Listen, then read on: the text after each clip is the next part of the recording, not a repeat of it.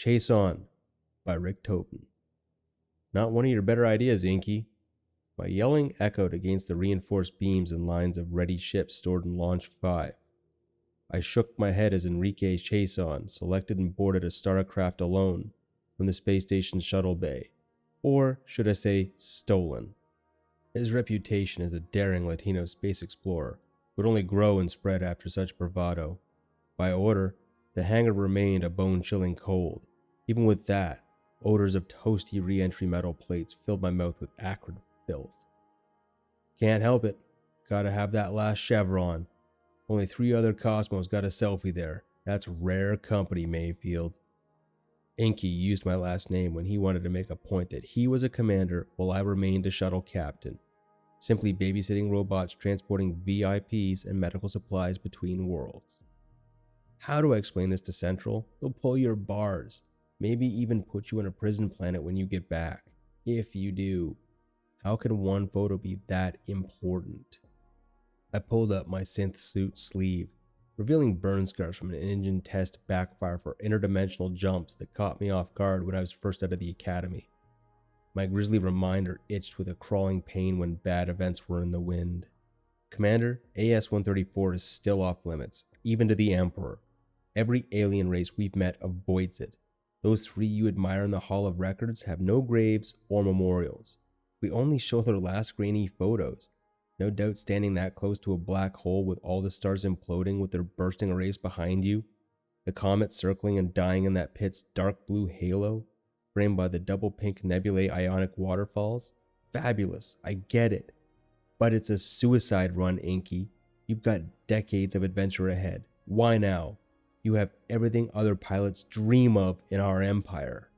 Chacon waved me off as he closed the entry portal. A few decades and I'll be a gray-haired dribbler at the age centers. You ever been there? Gives a new perspective. If I'm near AS-134, I might find the other 3, still watching, looking back as all of you fade and disintegrate into your own time as ours slows. It's the sizzle from the stake of immortality. You can't get that at the commissary. It's one to a customer. Appreciated our service together, Mayfield.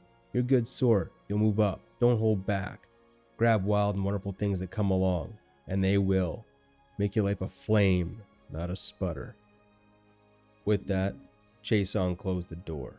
I slammed the bay door shut, out of harm's way, spitting bitterness from my throat as blue plasma roared around his circular ship, blinking into the compelling void. Weeks later, I received a short video of Inky with the black hole AS-134 behind him. The new interstellar cameras finally worked. The brief video was every bit as stunning as he described so often his infamous tirade about the inkiness of space. I'll remember him forever walking towards the camera as he shared the rarest views in the known galaxy. It's now playing continuously on the wall with the 3 other daring souls' previously sketchy records. All of them risked everything for a momentary magnificent stroll. If Einstein's theory are correct, Chacon is watching our galaxy dissolve as he drifts slowly back into a singularity, the ultimate unknown, while I settle for my bucket without a list. I wonder if he is alone.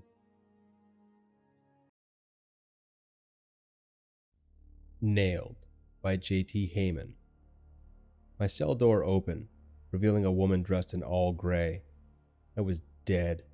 With an ordinary interrogator judge, I would have had a chance, not with one of the gray ladies. United States Time Court Interrogation Trial 6601702, she said in a voice that was close to mechanical as a human could get. Her optical implants scanned me on every frequency from deep infrared up to X-ray. Her audio receptors would catch every decibel. Scans were transmitted to medical computers for instant analysis. Lying was not an option. In that flat voice, the gray lady said, "First charge, 1 count. Unlawful use of a time slip equipment. Plea." "Guilty," I said. That was just a misdemeanor. "Sentence, 1 year stasis." I nodded. A year in stasis was easy, unfortunately. "Second charge, 1 count. Disruption of a timeline. Plea." That one, on the other hand, carried a death sentence.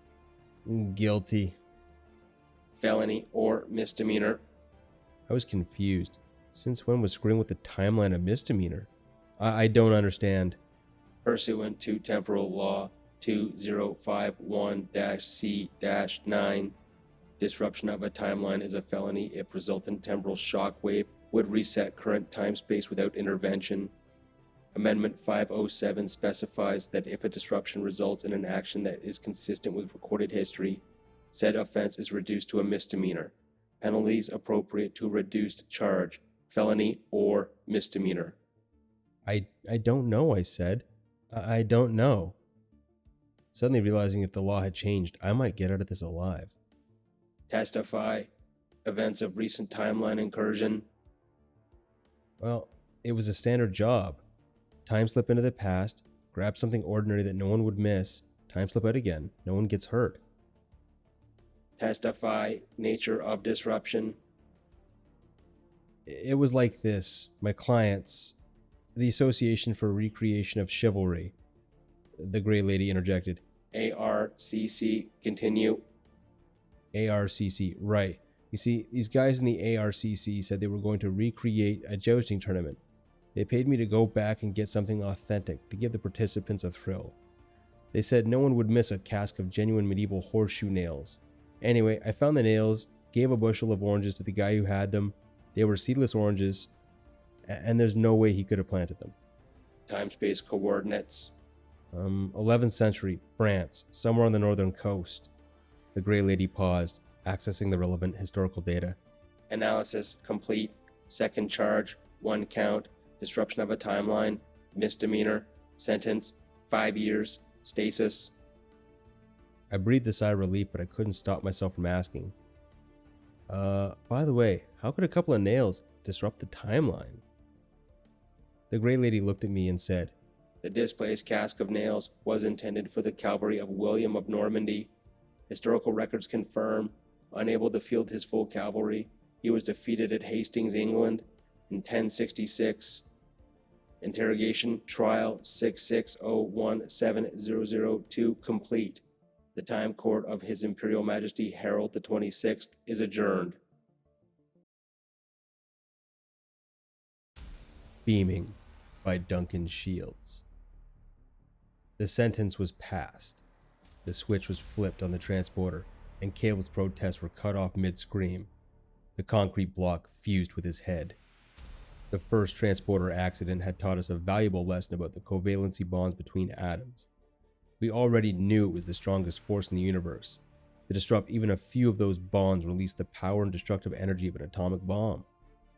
Fear made us put safeguards in place to make sure no transporters could accidentally force two objects to try and fit into the same space at the same time. Two things on the world isn't short on, though, are crazy people and ways around safeguards. Jackie Shaughnessy was one such crazy person. She wanted to destroy the television station where her ex-boyfriend worked. The possibility of destroying the entire city, or even that side of the world, was a bonus to her. She was off balance with love grief. She also had a degree in microcircuitry and beam theory. She worked all week to disable the safeguard program and hardware. She was very good at it. She even changed the spatial projectors. A receiving station wouldn't even be needed. She'd just appear wherever at the coordinate she entered. She would have had several patents to make her rich beyond her dreams if she hadn't gone through with her little act of terrorism.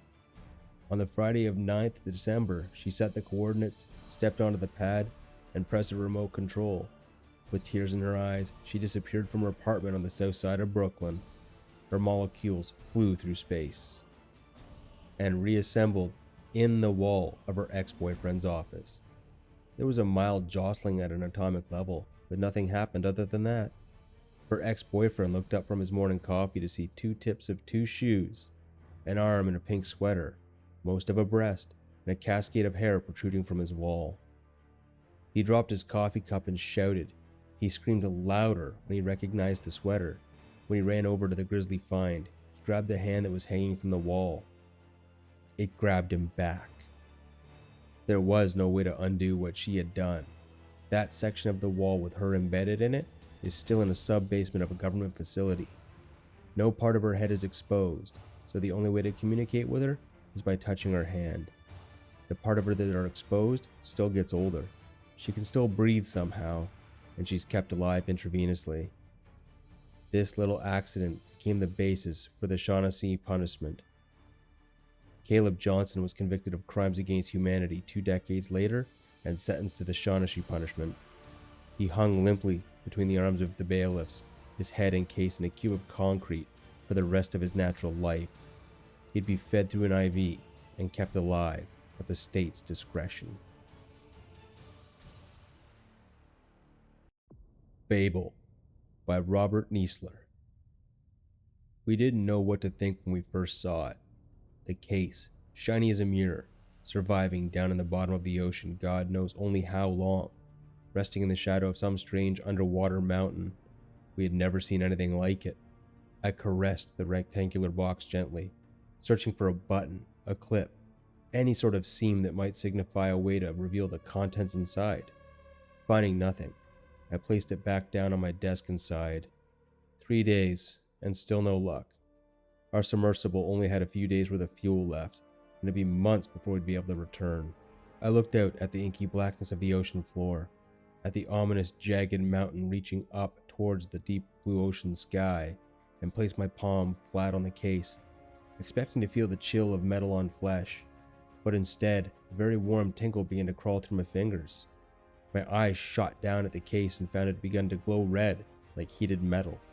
I struggled to move my hand away, but only succeeded in sinking it deeper into the mercurial shimmer of the red-hot case, the heat rising farther and farther up my arm, sinking behind my eyes and into my brain. I blacked out. Cheers exclaimed in a foreign language tongue rang out all around me, and I opened my eyes to find myself in the midst of a vast celebration. People dancing, laughing, screaming and pointing. A grand tower stretched towards the sky in front of them. It seemed so high to touch the heavens above. The cries abated as a vibration shook the ground beneath their feet. All stood still, their eyes transfixed on the bottom layer of the tower as it began to radiate a sky blue glow, climbing story after story until the whole structure was ablaze, shining like the sun against a pale sky. A loud boom echoed through the air as the light rose up from the top of the tower, a pinpoint barely visible from the ground. Fervent cheers rose, then fell as winged men exploded out like fireworks from the top and poured down onto the crowd. No one ran, not until the first rounds of innocents were slaughtered by the angelic warriors. I turned and dashed away. I found myself face to face with an old man, holding a shiny metal case like a refugee mother holding her child. The history of our world. 30 years has passed since the history, the knowledge of our true ancestors was implanted into my mind, into all of our minds. Conflicts have ceased. Cities have prospered and risen up like leaves of grass on an open field. We are people of one flag, one language, one ideal. We are going to build the tower again, but this time, things will be different. The weapons from the wars still work. We will be ready for him this time.